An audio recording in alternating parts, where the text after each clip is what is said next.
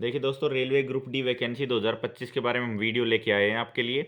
मैंने दोस्तों full strategy बनाई है आपके लिए कि आपको किस तरीके से तैयारी करनी है, किस तरीके से नहीं। ऐसी वीडियो जो आपका सिलेक्शन कराएगी। यानी दोस्तों इसमें हमने ऐसा कंटेंट डाला है जो आपका सिलेक्शन के लिए बहुत सफिशिएंट रहेगी। दोस्तों अपने चैनल का नाम है डीपी विद यू। दोस्तों तो इस वीडियो में हम क्या क्या जानेंगे उस बारे में बात करते हैं। दोस्तों पहला पॉइंट अपना सैलरी क्या मिलती है उसके बारे में बताएंगे। दूसरा पॉइंट अपना पढ़ना कहाँ से है, ठीक है, उसके बारे में बताएंगे। तीसरा पॉइंट है ऑनलाइन कहाँ से पढ़ना है उसके बारे में बताएंगे, यानी यूट्यूब से हमें कहाँ से पढ़ना है। इसके अलावा पेड बैच किसका खरीदना है दोस्तों उसके बारे में हम बताएंगे। कौन सी बुक पढ़नी है उसके बारे में हम बताएंगे। इसके अलावा दोस्तों सब्जेक्ट वाइज स्ट्रेटेजी आपको बताने वाले हैं। फ्रेशर लोग कैसे तैयारी कर सकते हैं उसके बारे में हम बताने वाले हैं। इसके अलावा दोस्तों नोट्स किस तरीके से बनाने हैं उसके बारे में इस वीडियो में हम बताने वाले हैं। इसके अलावा दोस्तों आपके लिए हमने वीकली और मंथली प्लानिंग भी की है। वीकली और मंथली प्लान आपके लिए क्या क्या रहेंगे। इसके अलावा दोस्तों आपका स्टडी टाइम टेबल भी आपके लिए लेके आए हैं कि आपको टाइम टेबल कौन से सब्जेक्ट को कितना टाइम देना है, वो टाइम टेबल भी आपके लिए लेके आए हैं। इसके अलावा दोस्तों आपके लिए टेस्ट सीरीज आपको कब से कौन से प्लेटफॉर्म से कहाँ से टेस्ट सीरीज लगानी है वो भी आपके लिए लेके आए हैं। इसके अलावा दोस्तों आपका सेफ स्कोर इस बार क्या रहने वाला है, आपको दिमाग में क्या टारगेट रख के चलना है वो भी बताने वाले हैं। इसके अलावा दोस्तों तो अदर्स कुछ जानकारी हैं वो भी आपको इस वीडियो में हम बताने वाले हैं। अब देखिए दोस्तों, अपने सबसे पहले बात करते हैं सिलेबस की। यानी जिस वैकेंसी की तैयारी कर रहे हैं हम उसका सबसे पहले हमें उसके बारे में सिलेबस पता होना चाहिए। देखिए दोस्तों, जीके आपकी 20 क्वेश्चन आने वाले हैं 20 मार्क्स के। इसके अलावा मैथ है आपकी 25 क्वेश्चन आने वाले हैं 25 नंबर के। इसके अलावा आपकी साइंस है 25 क्वेश्चन आने वाले हैं 25 नंबर के। इसके अलावा आपकी रीजनिंग है 30 क्वेश्चन आने वाले हैं 30 नंबर के। यानी आपका टोटल जो 100 क्वेश्चन का आपका पेपर होने वाला है, 100 नंबर का आपका पेपर होएगा, जिसमें आपकी 20 नंबर की जीके है, 25 नंबर की मैथ है, 25 नंबर की साइंस है और 30 नंबर की आपकी रीजनिंग है। तो 100 क्वेश्चन है और 100 नंबर है। इसके अलावा दोस्तों आपको उसमें टाइम कितना दिया जाएगा, आपको टोटल 90 मिनट का आपको समय दिया जाएगा। और इसमें दोस्तों एक मेन इंपॉर्टेंट ध्यान रखने वाली बात यह है कि उसमें 1/3 नेगेटिव मार्किंग है। यानी दोस्तों उसमें हर 3 क्वेश्चन गलत करने पर आपका एक राइट क्वेश्चन है वो गलत हो जाएगा, यानी डिलीट हो जाएगा आपका। तो दोस्तों इसमें बहुत इंपॉर्टेंट बात है कि 1/3 आपकी नेगेटिव मार्किंग रहने वाली है। अब दोस्तों बात करते हैं इसकी सिलेक्शन प्रोसेस पे, यानी इसकी भर्ती प्रक्रिया क्या रहती है।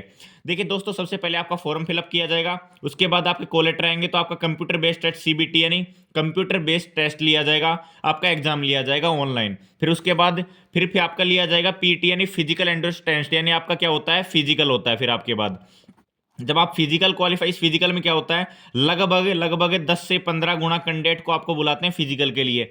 जो बच्चा फिजिकल क्वालिफाई कर लेता है फिर उसको डॉक्यूमेंट वेरिफिकेशन यानी डीवी के लिए बुलाया जाता है। और जो बच्चा डॉक्यूमेंट वेरिफिकेशन में आपके डीवी में आपके 10th की मार्कशीट आपके पास होनी चाहिए। इसके अलावा आपका पास कास्ट सर्टिफिकेट होना चाहिए, यानी ओबीसी से किसी ने भरा है, एससी एसटी से भरा है तो उसके पास वो सर्टिफिकेट होने चाहिए। इसके अलावा आपके पास डोमिसाइल होना चाहिए यानी मूल निवास होना चाहिए। तो ये सारे डॉक्यूमेंट आपके पास होना बहुत जरूरी है। इसके बाद दोस्तों आपका होता है मेडिकल एग्जामिनेशन यानी एमई डीवी कंप्लीट जो बच्चा पास कर लेगा। इसमें 1:1 में अब कैंडिडेट बुलाते हैं, यानी डीवी में जितनी वैकेंसी है उतने ही कैंडिडेट बुलाते हैं।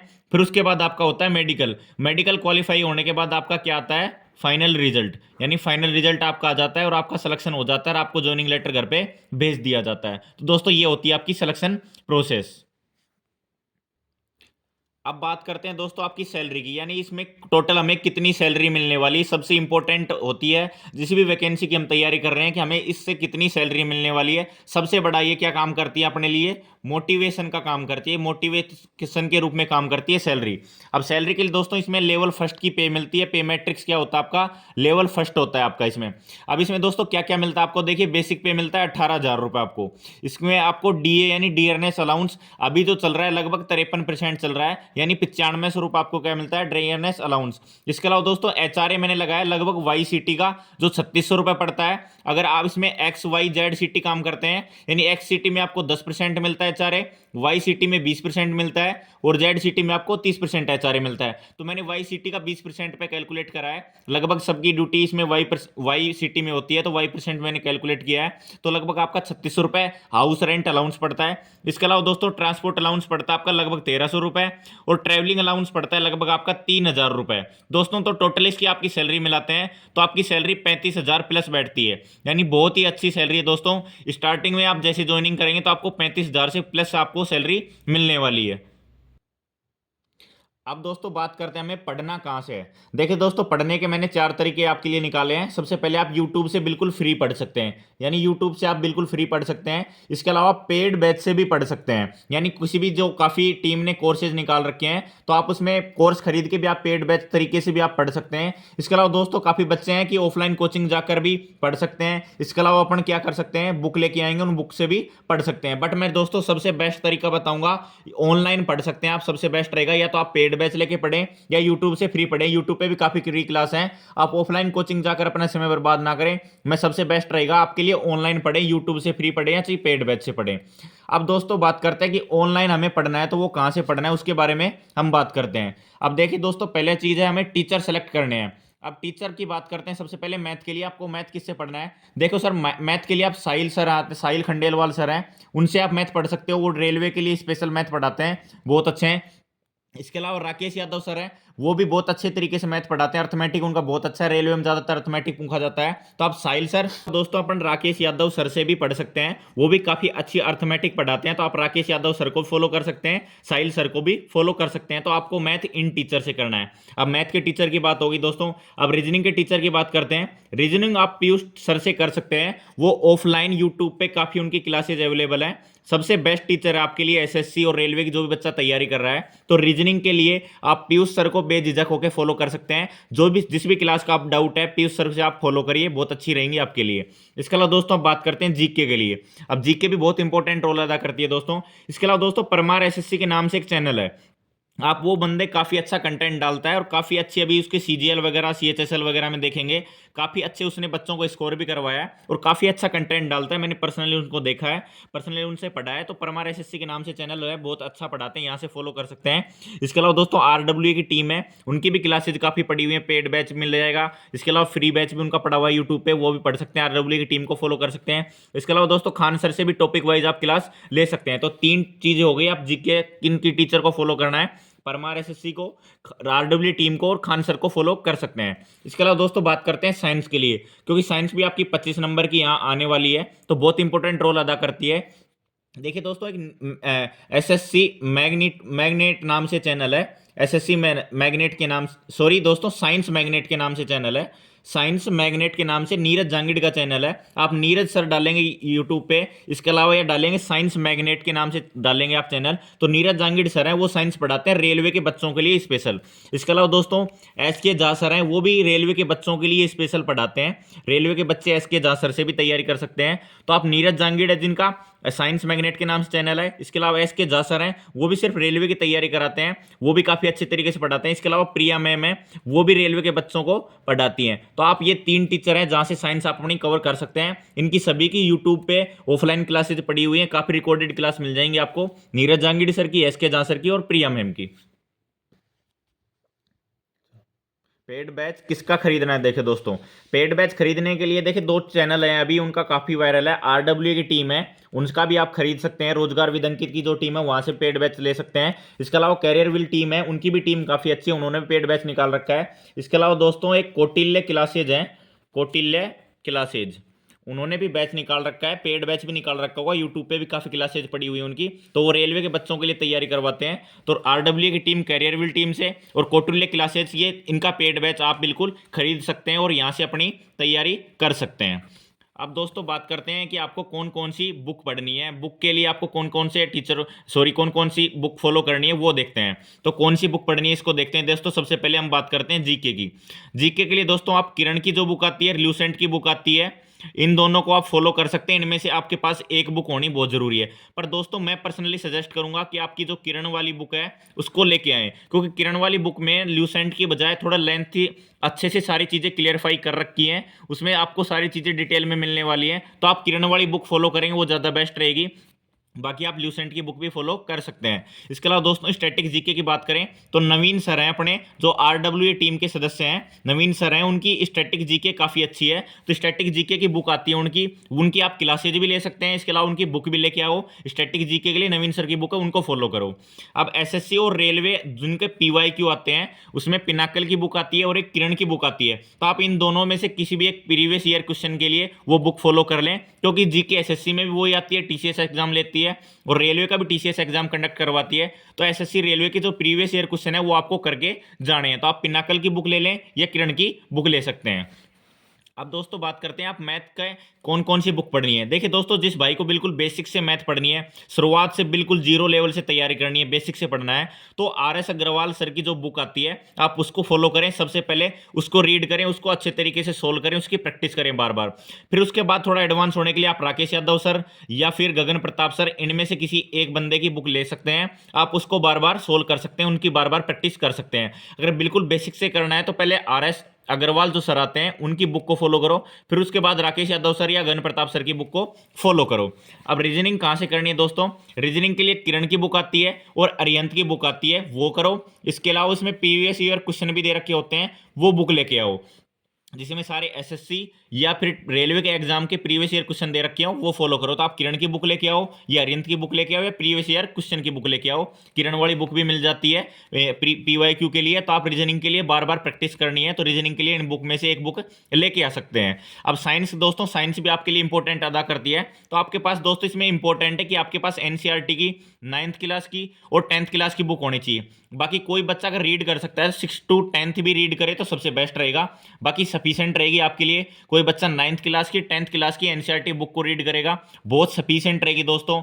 जो एनसीईआरटी की नई बुक है, जो नई बुक आई है दोस्तों, वो लेके आनी है आपको, पुरानी वाली बुक नहीं लेके आनी है। जो अभी मार्केट में नई बुक है एनसीईआरटी की, वो बुक लेके आनी है 9th और 10th की। इनको रीड करना है डेली, जो चैप्टर आप क्लासेज ले रहे हैं उसी चैप्टर को आपको एनसीईआरटी पढ़नी है। इसके अलावा दोस्तों एक पर्सनली मैं सजेस्ट करूंगा, महेश बर्णवाल की जो बुक आती है, महेश बर्णवाल के नाम से जो बुक आती है, आप अमेजन वगैरह या फ्लिपकार्ट वगैरह से भी आप मंगवा सकते हैं। तो अमेजन फ्लिपकार्ट पे सर्च करना महेश बर्णवाल की बुक, उसमें आपको फिजिक्स की अलग मिल जाएगी, केमिस्ट्री की अलग मिल जाएगी, तो या फिर दोनों की साथ एक साथ मिल जाएगी। तो उनकी बुक भी बहुत ही अच्छी बेस्ट बुक है, मैं सबसे ज़्यादा रेटिंग इस बुक को दूंगा। इसके अलावा दोस्तों स्पीडी की बुक है, उसमें थोड़ा प्रीवियस ईयर पीवाईक्यू वगैरह दे रखे हैं, तो आप उनको भी फॉलो कर सकते हैं।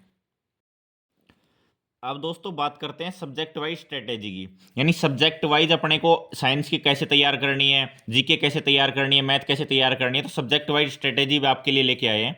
सब्जेक्ट वाइज में पहला है आपका साइंस को किस तरीके से तैयार करनी है, यानी साइंस को आपको कैसे तैयार कर सकते हैं। देखिए दोस्तों, पहला पॉइंट आपके लिए, कोर्स करो किसी भी टीम का, चाहे वो आप पेड बैच से ले रहे हो, इसके अलावा यूट्यूब से लेने हैं, तो उसकी क्या करनी है, आपको क्लासेज लेनी है, यानी डेली आपको उसकी क्लास आती है, तो आपको उसको वो क्लास अटेंड करनी है।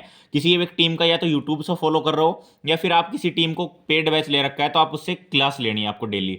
अब साइंस में दूसरा क्या करना है, आपको बुक पढ़नी है जिस चैप्टर को हमने खत्म किया है, यानी जो चैप्टर, जैसे अभी आपका साइंस में लाइट चैप्टर चल रहा है, तो लाइट चैप्टर चल रहा है तो लाइट चैप्टर को उसी बुक से पढ़ना है, यानी जो आपने चैप्टर की क्लास ली है उसी चैप्टर को आपको बुक से पढ़ना है। तो आपने क्लास ले ली, क्लास के बाद आपने बुक से उस चैप्टर को रीड किया, तो बहुत अच्छी आपकी क्लियर हो जाएंगी चीज़ें।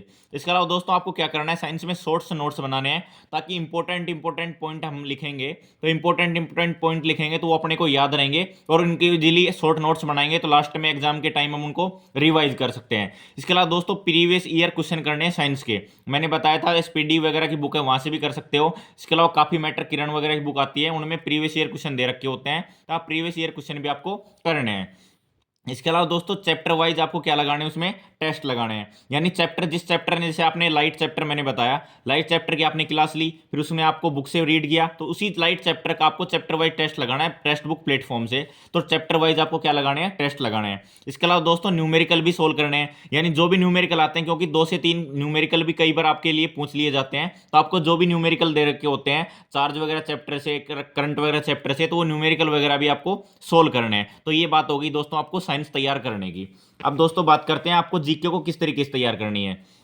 जीके को तैयार करने के लिए सबसे पहले वही बात, आपको कोर्स लेना है, यानी उसकी क्लासेज लेनी है, जिसको आपने यूट्यूब से पढ़ रहे हो या फिर पेड बैच से पढ़ रहे हो। तो जीके के लिए उसकी डेली आपको क्या लेनी है, क्लास लेनी है। फिर उसके बाद बुक लेके आनी है आपको, मैंने बताया था किरण या ल्यूसेंट में से, तो मैं बताया था आपको किरण वाली बुक लेके आनी है, तो किरण की बुक ले, उससे रीड करो, जो आपने जिस चैप्टर को आपने क्लास ली उसी चैप्टर की आपको फिर बुक से रीडिंग करनी है। उसके अलावा दोस्तों शॉर्ट्स नोट्स बनाने हैं, जो भी नोट्स बनाने हैं आपको वो कितने कैसे बनाने हैं, शॉर्ट्स बनाने हैं, शॉर्ट बनाने हैं, ताकि आपको इजीली उनको रिवाइज रिवाइज कर सकेंगे। इसके अलावा दोस्तों करंट अफेयर करें, कहाँ से करने आपको current affair? Kumar Gaurav sir से करनी है। तो डेली आपको क्या करनी है? करंट अफेयर अगर आप डेली क्लास ले सकते हैं, घंटे की उनकी क्लास आती है सुबह 6 बजे, तो डेली क्लास लें। अगर आप डेली क्लास नहीं ले पाते कुमार गौरव सर की, तो जो मंथली या वीकली करंट अफेयर करते हैं वो जरूर करें। बाकी मैं सजेस्ट करूंगा अगर आप डेली करंट अफेयर करेंगे वो आपके लिए बेस्ट रहेगा।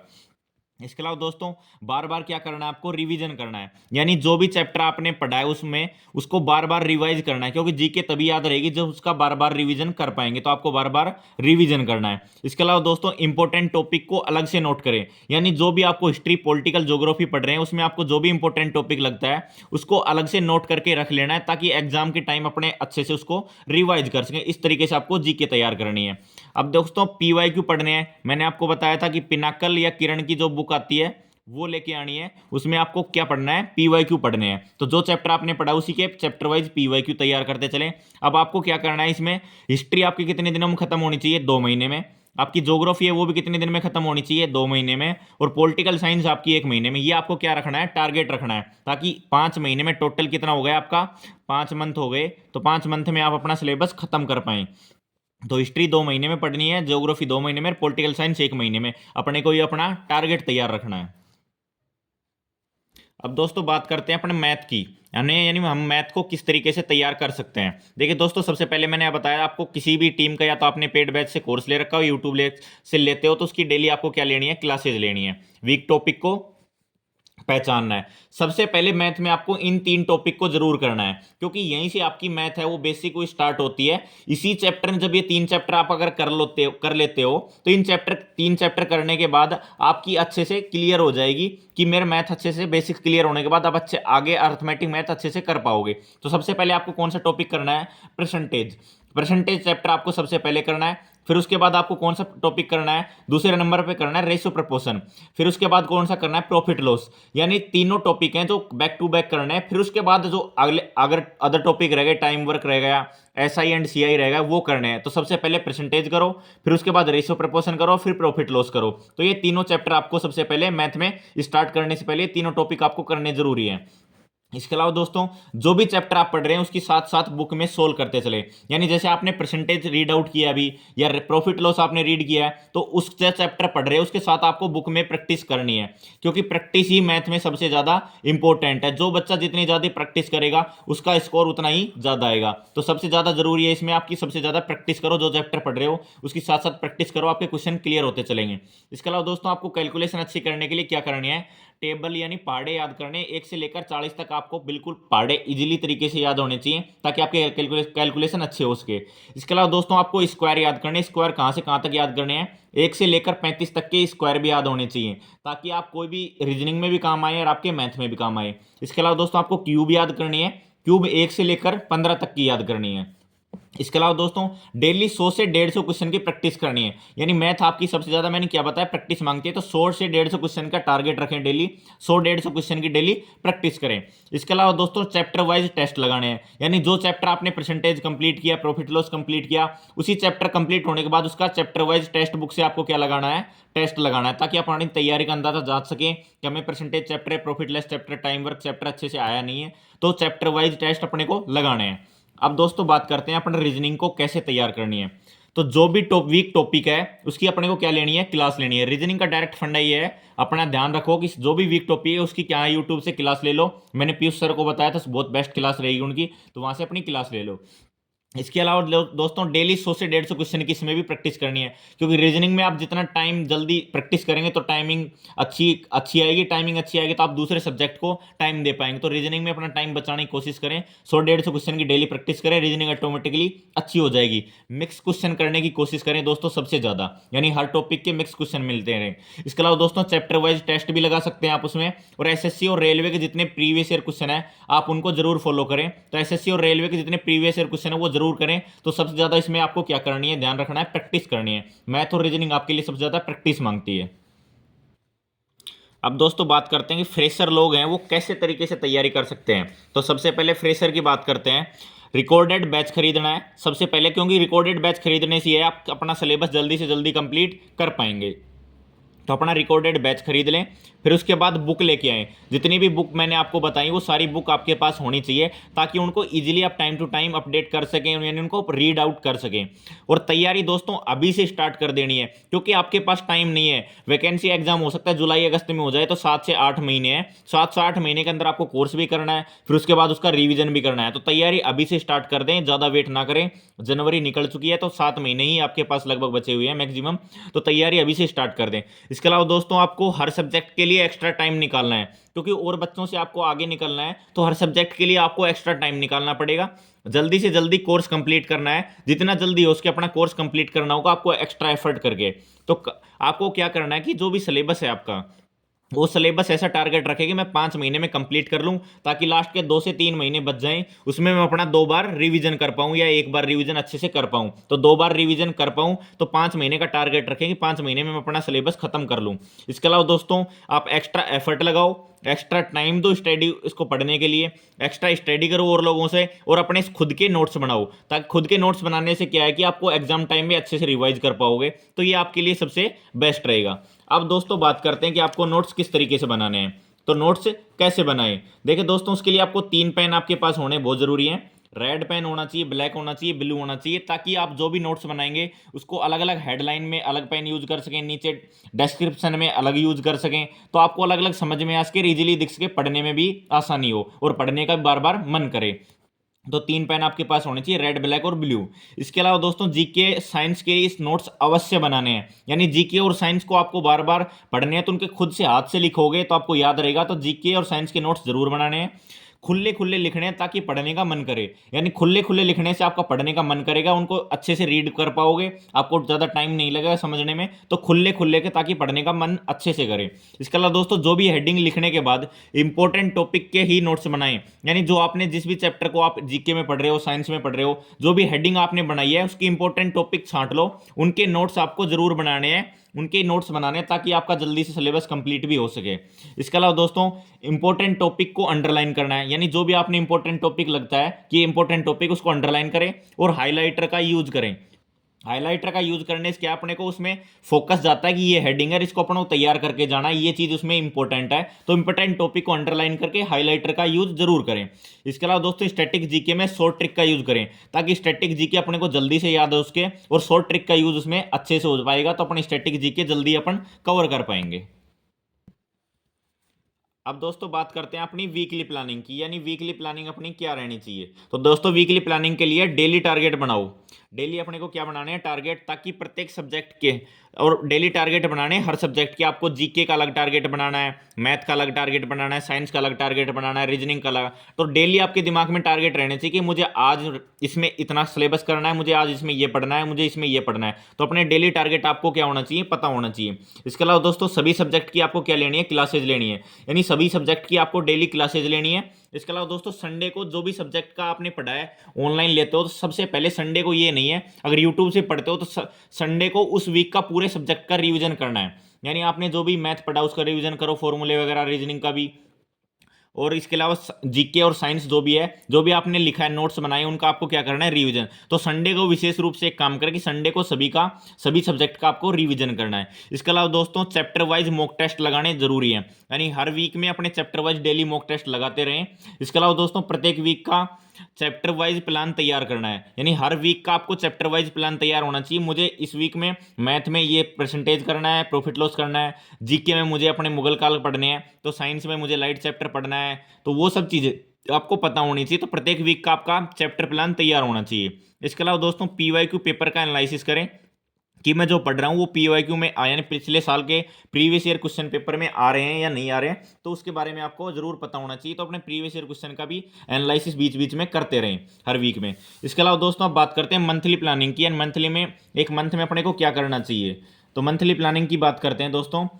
1 फुल मॉक टेस्ट आपको हर मंथ में, मतलब 2 से 3 फुल मॉक टेस्ट जरूर लगाने हैं आपको, या एक वन मॉक, मैं सजेस्ट कर रहा हूँ 2-3 लगाएं, या एक भी लगा सकते हो, बट 2-3 मॉक टेस्ट जरूर लगाएं हर मंथ में, क्योंकि काफ़ी प्रीवियस ईयर क्वेश्चन आपके पास पड़े हुए मिल जाएंगे। इसके अलावा दोस्तों बात करते हैं मंथली नोट्स रिवीजन। आपको एक बार मंथ में पूरे नोट्स को रिवीजन करना है। संडे अगर 3 से 4 आ रहे हैं तो आप 3 से 4 संडे को मिलाकर जो मंथ के नोट्स आए हैं आपके, पूरे मंथ में नोट्स बनाए आपने, उनको आपको क्या करना है, रिवीजन करना है। इसके अलावा दोस्तों मैथ क्या करनी है, कंप्लीट इन 5 मंथ। मैथ को आपको टारगेट रखना है कि मेरे को 5 महीने के अंदर अपने मैथ खत्म करनी है, ताकि उसके बाद रिवीजन किया जा सके मैथ का।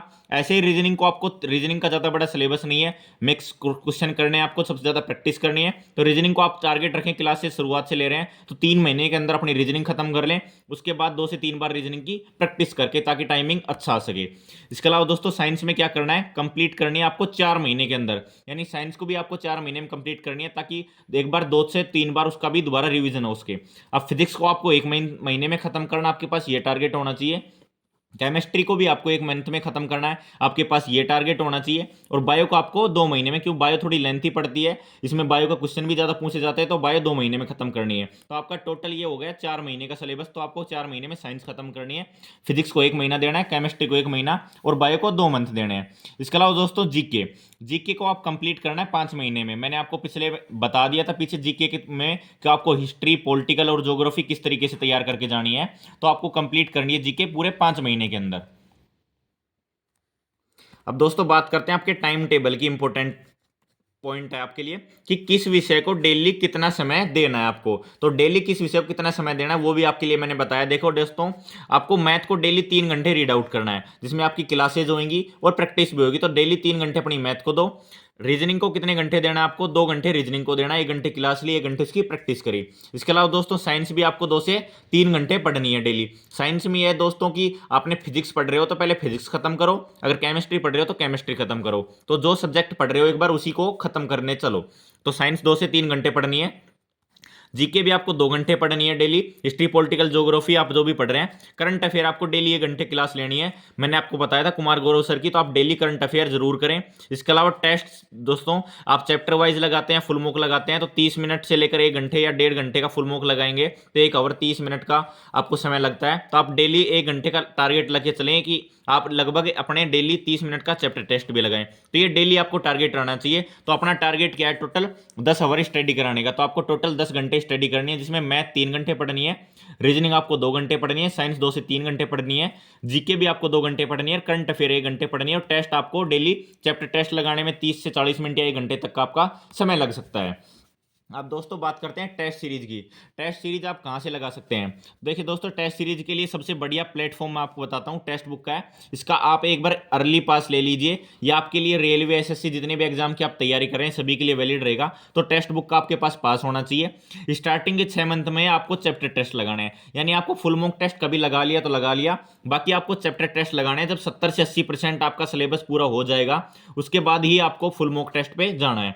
तो शुरुआत के 6 महीने में, या इसको 5 महीने लगा के चलो, शुरुआत के 5 महीनों में आपका सिलेबस खत्म होएगा, तब तक आपको चैप्टर टेस्ट लगाने हैं। उसके बाद आपके 6 महीनों में आपको क्या लगाना है, फुल मॉक टेस्ट लगाने हैं। उसके बाद अपने आप फुल मॉक टेस्ट लगा सकते हैं। अब दोस्तों सबसे इंपॉर्टेंट पॉइंट है अपना सेफ स्कोर, यानी सेफ स्कोर इस बार क्या रहना चाहिए, क्या टारगेट रखें, ताकि मन में जिस भी वैकेंसी की हम तैयारी कर रहे हैं हमारे दिमाग में पहले से ही उसका सेफ स्कोर होना चाहिए, ताकि उतना टारगेट हम लेके चल रहे हैं तो उसका फाइनल सिलेक्शन हो सके। अब दोस्तों मैंने इसको 2 कैटेगरी में बांटा है। एक तो अपना हाई कट ऑफ जोन जाते हैं काफ़ी, जिसमें चंडीगढ़ वगैरह होता है, आपका अजमेर होता है। एक नॉर्मल कट ऑफ जोन होते हैं, गुवाहाटी वगैरह आपका नॉर्मल जोन होते हैं, सिकंदराबाद वगैरह उसमें, और मुंबई वगैरह उसमें कितनी कट ऑफ का टारगेट लेके चलें जहां से आप फॉर्म अप्लाई करेंगे। तो यूआर ओबीसी के लिए दोस्तों हाई कट ऑफ जोन में आप 70 से 75 नंबर का टारगेट लेके चलें। SC ST वाले 65 से 70 नंबर, रो मार्क्स की बात कर रहा हूं दोस्तों मैं यहाँ, किसकी, रो मार्क्स की। 70 से 75 वाले यूआर ओबीसी का टारगेट लेके चले रो मार्क्स की। SC ST वाले 65 से 70 का, ईडब्ल्यूएस वाले 68 से 72 का हाई कट ऑफ जोन के लिए बच्चे टारगेट लेकर चले। इसके अलावा दोस्तों नॉर्मल कट ऑफ के लिए जोन के लिए क्या है, यूआर ओबीसी वाले बच्चे 65 से 70 नंबर का, SC ST वाले 60 से 65 नंबर का, और ईडब्ल्यूएस वाले 63 से 68 नंबर का टारगेट लेकर चले।